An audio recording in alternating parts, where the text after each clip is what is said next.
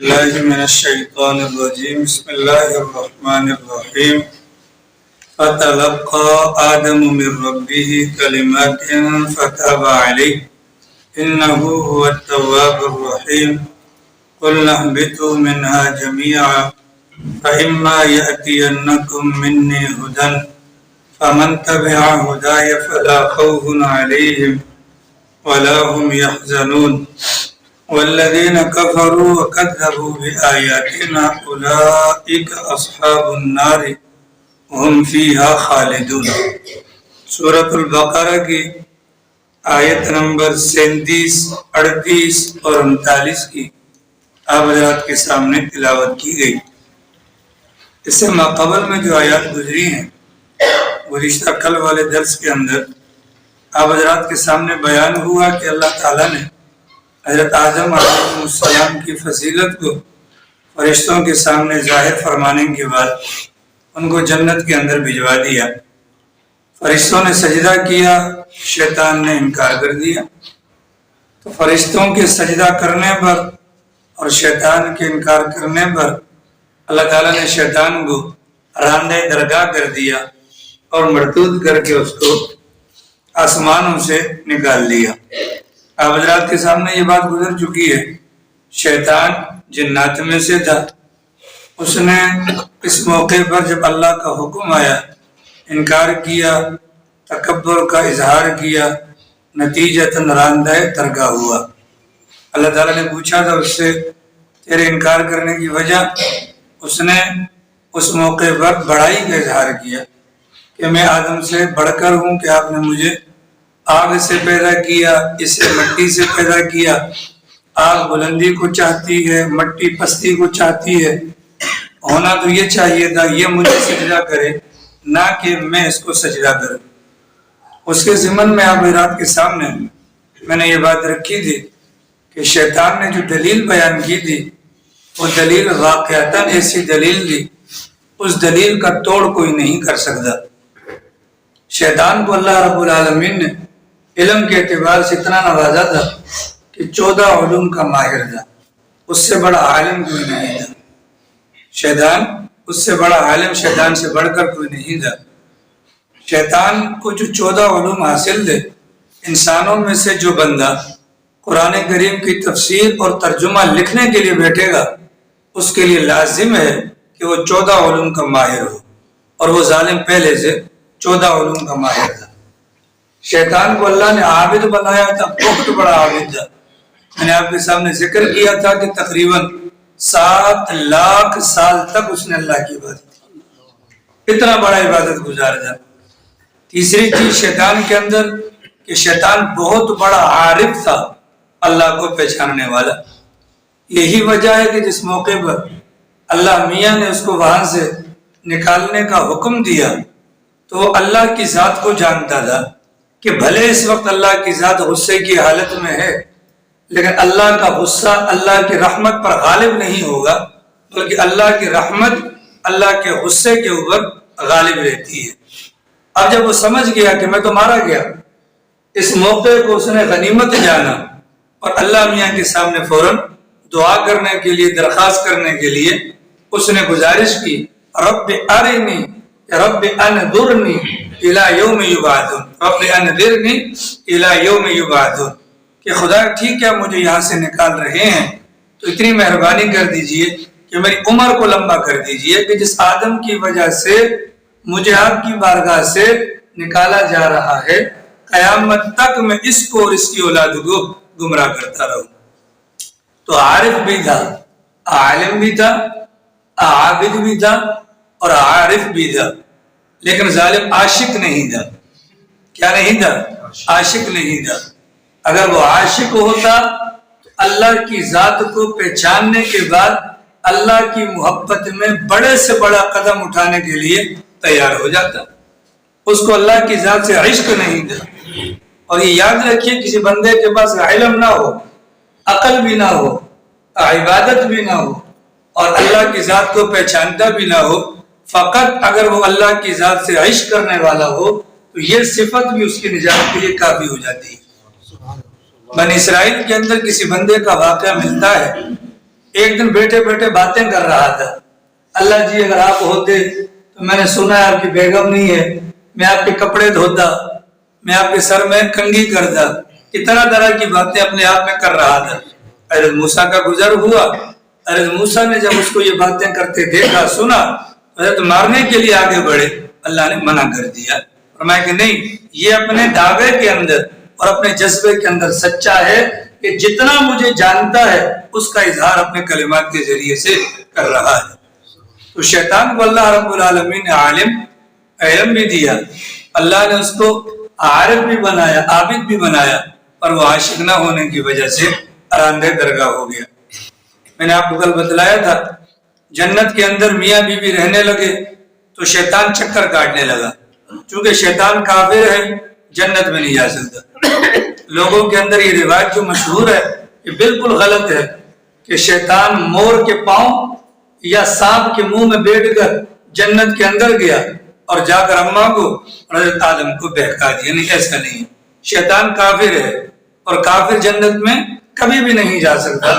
تو یہ بات غلط ہے کہ وہ سانپ کے منہ کے اندر یا مور کے پاؤں کے اندر گھس کر اندر گیا، بلکہ اس کی وجہ جو وسوسہ ڈالا، جو بہلایا ورغلایا، اس کا طریقہ کار میں نے آپ کو کل بتلایا تھا کہ اس نے ایک جنیہ کو بلایا اور جنت کے دروازے میں ہم بستری کرنے لگا اس سے۔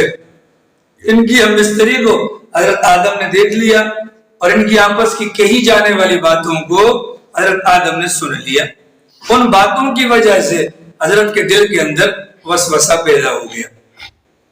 اس وسوسے کے نتیجے میں وہ بات جو اللہ نے کہی تھی اس بات کو بھول گئے اور جنت کا پھل کھا لیا۔ جنت کا پھل کھانے کی دیر تھی، کتابوں کے اندر آتا ہے حضرت جبرائیل علیہ السلام اور حضرت میکائیل علیہ السلام گئے اور حضرت آدم کے سر سے جو تاج تھا اس تاج کو اتار دیا۔ جو جنت کا لباس تھا وہ جنت کا لباس خود بخود اتر گیا۔ اپنی شرمگاہ کو چھپانے کے لیے جنت کے درختوں کے پتوں کے ذریعے سے اپنے ستر کو ڈھانکنا شروع کر دیا۔ کیوں؟ اس بنیاد پر کہ ننگا رہنا یہ فطرت سلیمہ، یہ فطرت انسانی کے بالکل خلاف ہے۔ اللہ ناراض ہو گیا، اللہ کی ذات ناراض ہو گئی، وہ سارے اعزاز و اکرام سارے کے سارے چھین لیے گئے۔ اللہ میاں کی طرف سے 2 مرتبہ حکم آیا، اترے یہاں سے۔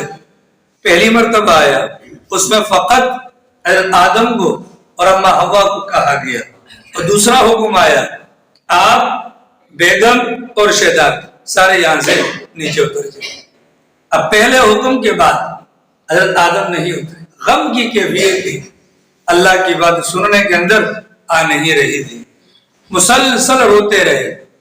کتابوں کے اندر آتا ہے اپنی غلطی پر، اپنی بھول پر حضرت آدم جتنا روئے، قیامت کی صبح تک آنے والی ان کی اولاد کے تمام انسانوں کے آنسوؤں کو جمع کر لیا جائے، یہ آنسو ایک طرف اور حضرت آدم کے اکیلے بہائے جانے والے آنسو ایک طرف ہو، تب بھی دونوں کا مقابلہ نہیں ہو سکتا۔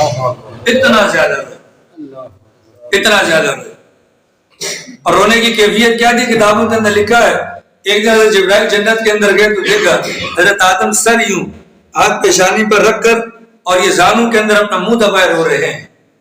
حضرت جبرائیل کو ترس آ گئی اور اللہ میں سے جا کر ذکر کیا، خدائے آدم بہت زیادہ پریشان ہے۔ اللہ تعالیٰ نے جواب دیا کہ جائیے آدم کو کہیے ہماری نعمتوں کو یاد کرے۔ اللہ کی نعمتوں کو یاد کرنا شروع کر دیا۔ حضرت آدم بہت زیادہ پریشان ہے کہ خدا کرے جتنا جلد از جلد ہو جائے اللہ کی ذات راضی ہو۔ ایک دن عرش کی طرف دیکھا، عرش کے اوپر لا الہ الا اللہ محمد الرسول اللہ لکھا ہوا تھا۔ اب اتنے عرصے کے بعد پہلی مرتبہ اس کلمے کے وسیلے سے دعا مانگی، اللہ کی ذات فوراً متوجہ ہوئی۔ آدم آپ کو کس نے کہا کہ محمد کو؟ کہا خدا میں نہیں جانتا، اور جب تو نے مجھے پیدا کیا تیرے عرش کے اوپر میں نے یہ کلمہ لکھا ہوا پایا تو مجھے سمجھ میں آ گیا کہ واقعتاً یہ کوئی ہستی ہے جس کا نام تیرے ساتھ ہے، اس کے وسیلے اور توفیل میں تم سے دعا کرتا ہوں۔ اللہ رب العالمین، میں آپ سے دعا کرتا ہوں، اللہ رب العالمین نے فرمایا یہ محمد آپ کی اولاد میں سے سب سے آخر میں پیدا ہونے والے نبی ہوں گے، اور اللہ میاں نے فرمایا واقعتا ان کو جو فضیلت حاصل ہے وہ پوری کی پوری انسانیت کے اندر کسی اور کو حاصل نہیں. سبحان اللہ. اللہ تعالیٰ نے پوچھا آدم میں نے منع کیا تھا کیوں کھایا؟ کہا خدا یہ حوا نے مجھے اس طرف راغب کیا، حوا کے کہنے پر میں اس طرف راغب ہو گیا اور میں نے کھا لیا. رسول اکرم صلی اللہ علیہ وسلم نے فرمایا مجھے آدم پر 2 چیزوں میں فضیلت دی گئی ہے. اللہ کے نبی نے فرمایا مجھے آدم پر 2 چیزوں میں فضیلت دی گئی. پہلی فضیلت بہی اعتبار کہ جو بھی بچہ پیدا ہوتا ہے اس کے ساتھ ایک ساتھی ہوتا ہے، شیطان ہوتا ہے جو اس کو بہکاتا ہے، لیکن میرے ساتھ جو میرا شیطان ہے، جو ساتھی ہے، اس کو اللہ نے مسلمان کر دیا ہے. وہ مجھے برائی کی دعوت نہیں دیتا، لا یأمر الا بخیر، وہ مجھے جب بھی دعوت دیتا ہے تو خیر کے کام کی دیتا ہے. حضرت آدم کے ساتھ شیطان تھا نا، لیکن برائی کی طرف دعوت دی. سرکار نے فرمایا میرے ساتھ جو شیطان ہے وہ برائی کی دعوت نہیں دیتا. دوسری فضیلت سرکار نے فرمائی اللہ تعالیٰ نے مجھے جو بیویاں دی ہیں، ازواج جو مجھے دی ہیں، یہ میرے دین کے معاملات کے اندر میری معاون بنتی ہیں، رکاوٹ نہیں بنتی. میری معاون بنتی ہیں، رکاوٹ نہیں بنتی. چنانچہ ایک موقع پر پوری زندگی میں ازواج مطہرات نے خرچہ بڑھانے کا مطالبہ کیا. سرکار ناراض ہو گئے، 1 مہینے کا اعتکاف کر لیا. 1 مہینے کے بعد اللہ کی طرف سے فرمان آ گیا ازواج مطہرات سے پوچھ لیں تمہیں یہ چاہیے یا اللہ کا نبی چاہیے، یہ چاہیے یا اللہ کا نبی چاہیے. تمام ازواج مطہرات نے کہا ہمیں اللہ، اس کا رسول اور آخرت چاہیے، ہمیں خرچہ نہیں چاہیے. تو میری ازواج حضرت آدم کے مقابلے میں کہ میری ازواج نے دین کے معاملے میں میری معاملت کی، اور وہاں پر حضرت آدم کی جو بیگم تھی اس بیگم نے کیا کیا، ورغلایا، باتوں میں لائے، اور لانے کی وجہ سے وہ پھر پھل کھانے پر مجبور ہو گئے. وہ بدبخت ہیں جو ازواج مطہرات پر باتیں کرتے ہیں، وہ بدبخت ہیں جو ازواج مطہرات پر باتیں کرتے ہیں. عائشہ صدیقہ پر جو زنا کی تہمت لگانے والا ایک فرقہ تو چلا گیا، اب بھی اگر کسی کے دل کے اندر بھی رائی کے دانے کے برابر بھی ازواج مطہرات کے بارے میں اگر میل کچیل ہے، وہ جنت میں تو کیا جنت کی خوشبو بھی نہیں سن پائے گا. ساری سمجھ میں اللہ کے نبی علیہ السلام نے فرمایا مجھے 2 فضیلت دی گئی. اب اس کے بعد اللہ تعالیٰ نے جنت کے اندر رہتے ہوئے ہی حضرت آدم کے دل میں وہ کلمات ڈال دیے کہ جن کلمات پر اللہ کی ذات متوجہ ہوتی ہے. وہ کلمات 8ویں سپارے کے اندر سورۃ الاعراف میں موجود ہے. اللہ تعالیٰ نے القاء کیا، الہام کیا، دل میں بات ڈالی. آپ یہ کلمات کہیں ربنا ظلمنا انفسنا وان لم تغفر لنا وترحمنا لنکونن من الخاسرین. اے اللہ، ربنا، اے ہمارے رب، ظلمنا انفسنا، ہم نے اپنی جانوں پر ظلم کیا. ربنا ظلمنا انفسنا وان لم تغفر لنا، اگر تو نے ہمیں معاف نہ کیا، وترحمنا، تو نے اگر ہم پر رحم نہ کیا، لنکونن من الخاسرین، تو ہم تو نقصان اٹھانے والوں میں سے ہو جائیں گے. توبہ قبول ہو گئی، توبہ قبول ہو گئی. اب کیا ہوا؟ پہلی مرتبہ کہا تھا اہبتوا منہا، نکلو یہاں سے. اب دوبارہ کہا اہبتوا منہا جمیعا، سارے کے سارے نیچے جاؤ. شیطان بھی آ گیا زمین پر، اور حضرت آدم بھی آ گئے، اور اماں حوا بھی آ گئی. زمین کے اوپر آ جاؤ. آسمانوں سے زمین کا سفر ہوا. حضرت والا کہاں آئے اللہ جانتا ہے. عبداللہ ابن عباس رضی اللہ عنہ کی ایک روایت کے اندر آتا ہے کہ ہندوستان کے اندر مشرقی سائیڈ پر شرق الہند نامی جگہ پر حضرت آدم دنیا کے اندر تشریف لائے، اور اماں حوا کو اللہ نے اتارا. وہ کہاں؟ جدہ کے اندر. جدہ عربی زبان میں نانی یا دادی کو کہا جاتا ہے، وہاں پر تھا. اور ہندوستان سے بیت اللہ کا سفر کتابوں کے اندر آتا ہے. حضرت آدم علیہ السلام نے تقریباً 40 پیدل حج بھی کیے تھے. کتنے؟ 40 پیدل حج بھی کیے تھے. حضرت آدم وہاں سے آئے. بعض حضرات کہتے ہیں حضرت آدم کے ساتھ 30 قسم کے اور بعض کہتے ہیں 1000 قسم کی اشیاء آسمان سے آئی تھی، پھل وغیرہ. اور بعض کہتے ہیں کہ خوشبو جنت سے حضرت آدم کے ساتھ آئی تھی. اس بنیاد پر سنت یہ ہے، اب ہمارے لیاری والے نخرے کرتے ہیں. ہم نے یہاں خوشبو والا ڈاکٹر صاحب، آپ نے ہماری عزت رکھی، اللہ آپ کی عزت رکھی. میں نے آج ڈاکٹر کو فون کیا 7:20 پر. میں نے کہا آج آپ درس میں نہیں آئے تو رب کعبہ کی قسم میں آپ کا نمبر ڈیلیٹ کر دوں گا. اس نے کہا دھمکی. میں نے کہا بالکل دھمکی. جب گھی سیدھی انگلی سے نہ نکلے تو ٹیڑھی انگلی سے نکالنا پڑتا ہے. اللہ آپ کی عزت میں اضافہ کرے. اب ہمارے لیاری والے گٹر ان کے گھر میں سامنے بیٹھے. اب یہاں ایک بندہ ہے، میں نام لینا مناسب نہیں سمجھتا، حاجی بھی ہے ماشاءاللہ، حج بھی کیا ہوا ہے.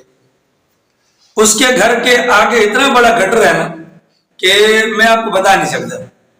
ٹھیک ہے، دائیں بائیں گٹر، بدبو یعنی آنے کی وجہ یار وہ ذرا الرجی ہوتی ہے.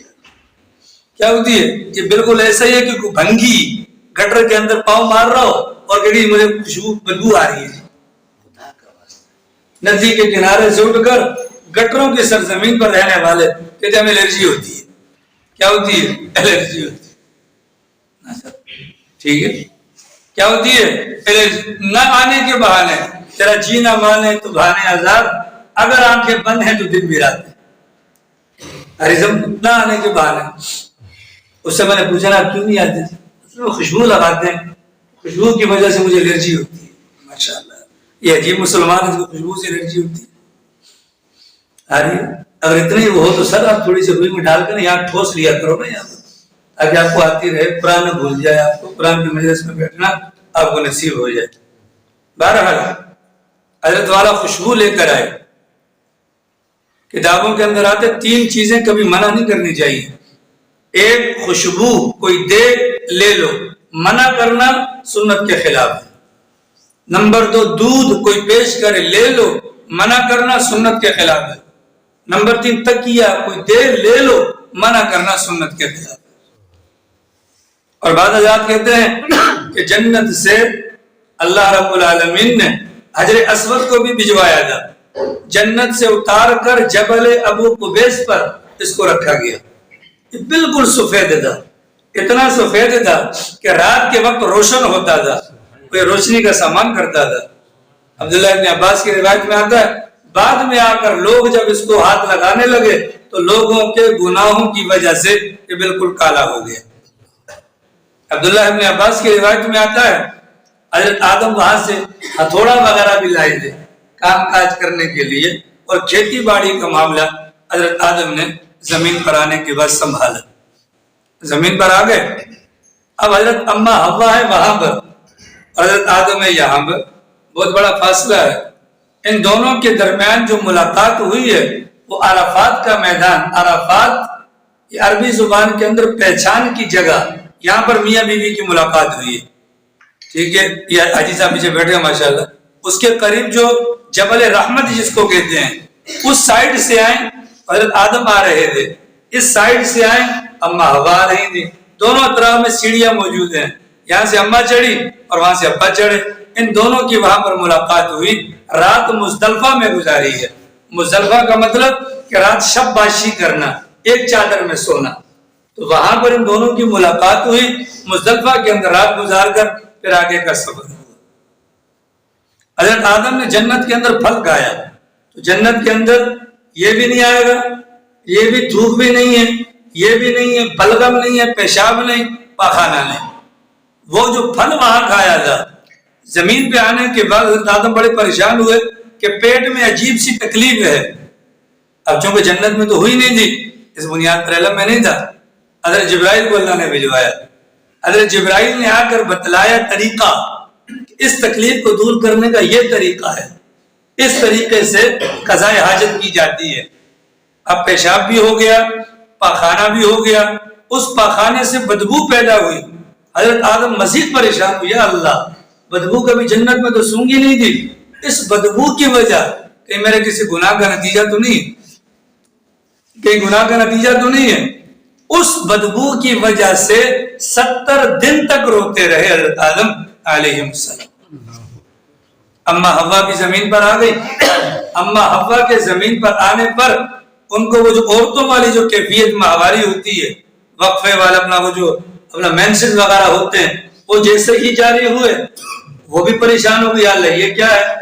فوراً حضرت جبرائیل کو بلایا, جبرائیل یہ دیکھو یہ کیا مصیبت ہے, وقفے وقفے سے خون آ رہا ہے. حضرت جبرائیل نے کہا کہ تم پر اور تمہاری اولاد پر یہ بیماری مسلط کر دی گئی. سرکار دو عالم صلی اللہ علیہ وسلم نے فرمایا اگر بنی اسرائیل کے لوگ اللہ کے نبی کی بات کو مان لیتے کہ جب اللہ روزمرہ کی بنیاد پر من و سلوہ اتار رہا تھا, اللہ کے نبی نے منع کیا تھا ذخیرہ مت کرنا, جتنا کھا سکتے ہو کھا لو باقی چھوڑ دو, اگلا دن جب آئے گا اللہ خود بھجوا دے گا. انہوں نے ذخیرہ کرنا شروع کیا. سرکار نے فرمایا انہوں نے ذخیرہ اندوزی شروع کی, اللہ نے کھانے میں عیب پیدا کر دیا اور کھانا گلنا اور سڑنا شروع ہو گیا. اس سے پہلے کھانا گلتا اور سڑتا نہیں تھا. اللہ کے نبی نے فرمایا اگر حوا اپنے شوہر حضرت آدم کے معاملے میں خیانت نہ کرتی تو روئے زمین پر قیامت تک کوئی بھی عورت اپنے شوہر کے معاملات میں خیانت نہ کرتی. حضرت حوا نے کیا خیانت کی تھی کہ اپنے شوہر کو کہا تھا کہ تم یہ کھا لو, یہ خیانت ہے. اس کی بنیاد پر یہ بیماری اللہ نے مسلط کر دی. حضرت جبرائیل نے کہا یہ تمہارے لیے پاکیزگی کا سبب ہے, تمہارے لیے. اب کوئی عورتیں پریشان نہ ہو کہ ہمارے لیے کیا مصیبت ہے, ہر مہینے یہ پریشان نہیں, یہ پاکیزگی کا سبب ہے. جسمانی اعتبار سے عورت کی صحت کا دار و مدار اس خون کی مکمل نکل جائے, جو ٹائم پیریڈ ہوتا ہے وہ مکمل اگر ہوگا, عورت جسمانی اعتبار سے بالکل پرفیکٹ ہوگی. ہماری بعض عورتیں ہیں جو رمضان المبارک کے روزوں کو ضائع ہونے سے بچانے کے لیے باقاعدہ میڈیسن کا استعمال کرتی ہیں. اس خون کو روکنے کے لیے یہ کسی بھی طور پر مناسب نہیں ہے. جو نظام اللہ نے بنایا اس نظام کو اس نظام کے تحت چلنے دیا جائے.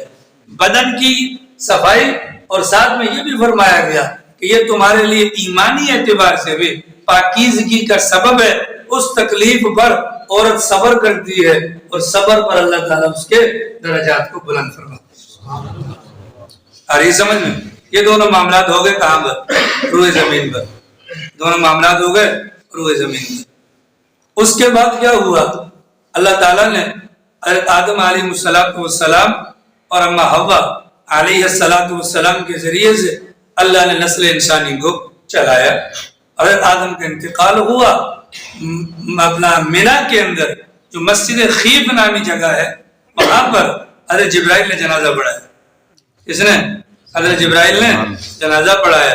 فرشتوں نے آ کر اقتدا کی, جو جنازہ ہم پڑھاتے ہیں 4 تکبیرات والا وہی جنازہ ہمارے باپ حضرت آدم کا بھی پڑھایا گیا. اس کے بعد ان کی قبر بنائی گئی. 2 طرح کی قبر سنت سے ثابت ہے, ایک لحد ہے اور ایک بغلی قبر ہوتی ہے, یعنی جس میں دیوار کو کھود کر پھر سائڈ پر کھود کر ریت نما بنا کر پھر اس کو پیک کر دیتے ہیں, یہ بھی ثابت ہے. اور دوسری والی جیسے ہماری قبر ہوتی ہے, حضرت آدم کی جو قبر بنائی گئی وہ اس انداز سے بنائی گئی جیسے ہماری قبر بنائی جاتی ہے, جیسے ہماری قبر بنائی جاتی ہے. حضرت آدم علیہ السلام, آدم نام اللہ نے رکھا. حضرت آدم کی 2 کنیتیں ہیں, ایک آسمانوں پر اور ایک زمین پر. یوں کہہ دو ایک دنیا میں اور ایک آخرت میں. دنیاوی اعتبار سے حضرت آدم کو ابو البشر کے نام سے جانا جاتا ہے اور آخرت کے اندر ان کو ابو محمد کے نام سے جانا جائے, یعنی رسول اکرم صلی اللہ علیہ وسلم کے یہ والد محترم ہیں. تو یہ ساری کی ساری باتیں ہیں جو آیات مبارکہ کے اندر آئیں گی, ذرا توجہ کر لیجئے. فَتَلَقَّى آدَمُ مِن رَبِّهِ كَلِمَاتٍ, آدم نے سیکھ لیے, حاصل کر لیے, پا لیے اپنے رب سے چند کلمات. کون سے کلمات جی؟ ربنا ظلمنا انفسنا وَإِن لَّمْ تَغْفِرْ لَنَا وَتَرْحَمْنَا لَنَكُونَنَّ مِنَ الْخَاسِرِينَ. ہمارے ذہن میں یہ نا کہ ہم تو ماشاءاللہ ریڑیوں کی ریڑیاں کھا جاتے ہیں, ہمیں تو کچھ بھی نہیں ہوتا. تو وہ آدم تھا. وہ کون تھا؟ وہ آدم تھا. وہ سمجھتے تھے اللہ کی ناراضگی کتنی بڑی مصیبت ہے. ہمیں تو ماشاءاللہ سے کبھی بھول کر بھی نہیں آیا کہ اللہ میاں بھی ناراض ہوتے ہوں گے. جنت سے بڑھ کر کوئی نعمت تو نہیں ہے نا. جنت کے اندر جنتیوں کو تمام نعمتیں دی جائیں گی. ان تمام نعمتوں کے دیے جانے کے بعد اللہ جنتیوں سے پوچھے گا ہاں بھائی اور کچھ؟ سب کے نہیں خدا ہے, سب کچھ تو دے دیا.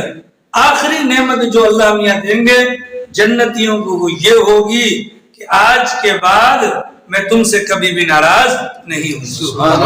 یہ نعمت سب سے بڑی ہے. دعا کریں خدا ہم سے راضی ہو جائے. اگر اللہ کی ناراضی کے بغیر, اللہ کی قسم اگر ہم مر گئے, ہمارا کوئی پرسان حال نہیں ہوگا. دعا کرو اللہ راضی ہو جائے. جماعت ثانی کا مہینہ 22 تاریخ سیدنا ابو بکر صدیق رضی اللہ عنہ کا یوم وفات. یہ ابو بکر صدیق وہ ہیں کہ جن سے خدا پوچھتا تھا جبرائیل ابو بکر سے جا کر پوچھو آپ راضی ہیں یا نہیں. ساری دنیا اللہ کو راضی کرنے کے پیچھے لگی ہے, اور کچھ بدبخت یہ ہیں کہ ابو بکر صدیق کو گالیاں دیتے ہیں. وہ خدا کی جنت میں نہیں جا سکتے. وہ خدا کی جنت میں نہیں جا سکتا جو ابو بکر صدیق کے متعلق یہ باتیں ہیں. ابو بکر کو خدا راضی کر رہا ہے, اس سے بڑھ کر اور کیا ہے؟ اس سے بڑھ کر کچھ ہے نہیں. اللہ کی رضامندی کے لیے انسان کو دعائیں مانگتے رہنا چاہیے. دعائیں مانگتے رہنا چاہیے, اللہ ہم سے راضی ہو جائے. ہمارے بڑے تو دعا کرتے ہیں خدایا اس وقت تک موت نہ دینا جب تک تو راضی نہ ہو جائے. اس وقت تک موت نہ دینا جب تک تو راضی نہ ہو جائے, تاکہ تجھے بلانے میں اور ہمیں جانے کے اندر مزہ آ جائے. اللہ سے اللہ کی محبت کو اور اللہ کی رضامندی کو مانگنا چاہیے. مانگو گے بولو ٹھیک ہے. تو صحابہ سے اللہ راضی ہے, صحابہ سے اللہ راضی ہے, اماموں سے اللہ راضی ہے, تابعین سے اللہ راضی ہے, اللہ ایمان والوں سے بھی راضی ہے. فرق صرف اتنا ہے اللہ یہ چاہتے ہیں کہ یہ مجھ سے میری رضامندی کو مانگے. اللہ کی رضا کے مقابلے میں کوئی نعمت نہیں ہے, کوئی نعمت نہیں. ہمارے تمام کام اللہ کی رضامندی کے لیے. ایسا ہے کہ نہیں؟ اللہ کرے اللہ ہم سے راضی ہو جائے. ٹھیک ہے, اللہ سے مانگنا پڑے گا. فتاب علیہ, ان کلمات کے ذریعے سے دعا مانگی. فتاب علیہ, اللہ نے مہربانی کے ساتھ آدم کی طرف رجوع کیا. کیا مطلب؟ اللہ پر کوئی لازم نہیں ہے ہماری توبہ کو قبول کرے. یہ اللہ کی مہربانی ہے اگر وہ ہماری توبہ کو قبول کر لے. انہ هو التواب الرحیم, اللہ کی ذات وہ ہے جو بہت زیادہ توبہ کو قبول کرنے والی اور رحم کرنے والی ہے. التائب من الذنب کمن لا ذنب له, توبہ کرنے والا ایسا ہے جیسا کہ اس نے گناہ کیا ہی نہیں. من کے اندر ٹٹول کر اپنے گناہوں کے بارے میں فکر کیا کرے, کون کون سے غلطیاں ہوئی ہیں ہم سے. ٹھیک ہے, ایک ایک غلطی کو معافی مانگا کرے. آ رہی سمجھ میں صحیح آ رہی ہے؟ ایک ایک غلطی کو, کس کا دل دکھایا, کس کے ساتھ زیادتی کی ہے, کیا ہوا کیا نہیں ہوا, سب سے بڑا مفتی یہ ہے دل. یہ بتلائے گا غلط ہے یہ صحیح ہے. وہ الگ بات ہے کہ ضمیر ہی مر گیا ہو تو پھر تو کوئی گلہ نہیں ہے. اپنے دل سے پوچھا کریں جناب صبح سے لے کر شام تک کتنوں کی غیبت کی ہے, کتنوں کو گالیاں دی ہیں, کتنوں کے متعلق بدخواہی کی ہے. ہم میں سے ہر بندہ یہ سمجھتا ہے کہ میں افلاطون کا بچہ ہوں. پہلے آپ اپنے باپ کے بچے ہیں. ٹھیک ہے, افلاطون نہ بنے. افلاطون کا کیا مطلب ہوا؟ اپنے آپ کو سب سے بہتر سمجھ کر ہم فیصلے کرتے ہیں. اللہ نے ہمیں جج نہیں بنایا, اللہ نے ہمیں جج نہیں بنایا, اللہ نے ہمیں مسلمان بنایا. کیا بنایا؟ تو ہمارے لیاری کی اگر میں بات کروں نا حضرت والا, اللہ کی قسم او چوکی سے لے کر نادرن تک چلے جاؤ, شاید ہی دنیا کا کوئی گناہ ایسا ہو جو لیاری کے اندر نہ ہو.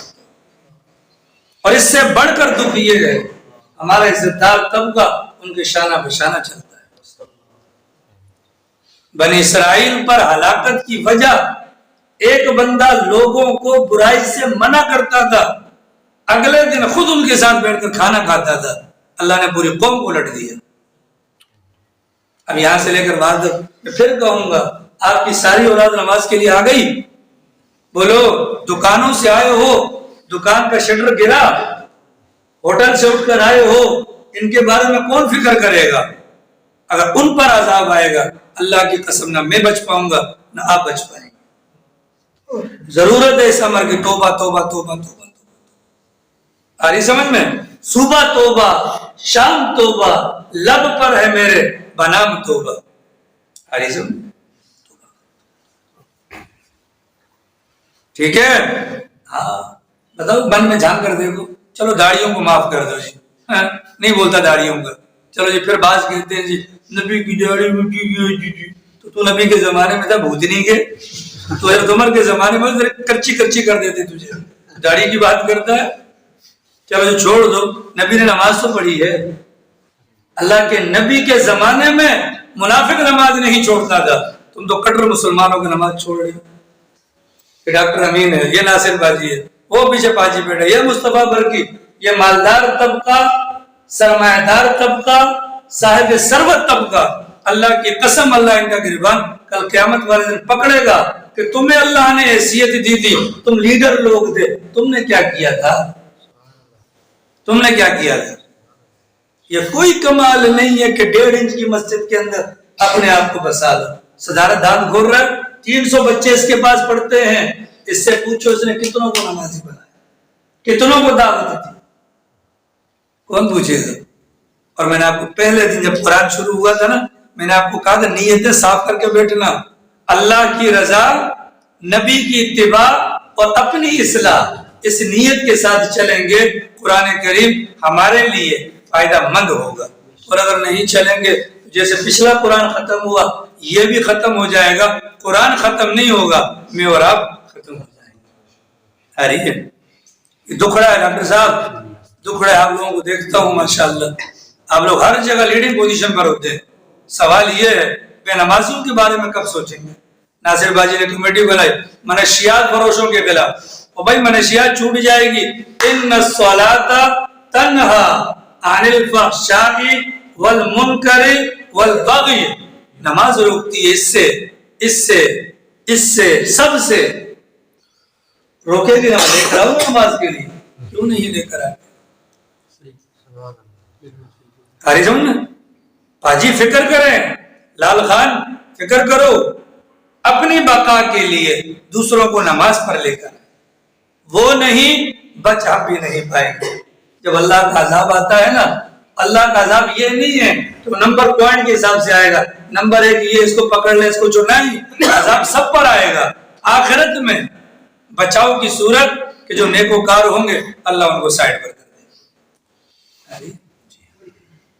قلنا، ہم نے کہا، اہبطوا منہا، اترو یہاں سے، اترو جنت سے، جمیعا، سارے کے سارے، فإما یأتینکم منی ھدی، اگر زمین پر رہتے ہوئے تمہارے پاس میری طرف سے ہدایت آ جائے، فمن تبع ھدایا، جو میری طرف سے ملنے والی ہدایات کی اتباع کرے گا، فلا خوف علیہم ولا هم یحزنون، نہ ان پر کوئی خوف ہوگا اور نہ ہی غم ہوگا۔ یہ دو الگ الگ چیزیں ہیں، خوف کا تعلق مستقبل سے ہوتا ہے اور غم کا تعلق ماضی سے ہوتا ہے، مطلب نہ آگے کا خوف ہوگا نہ پیچھے چھوڑ جانے کا غم ہوگا۔ والذین کفروا، جن لوگوں نے کفر کیا، وکذبوا بآیاتنا، اور ہماری آیات کو جھٹلا دیا، اولئک اصحاب النار، یہی ہیں آگ والے، ہم فیہا خالدون، اس میں ہمیشہ رہیں گے۔ اللہ پاک توفیق عمل نصیب فرمائے۔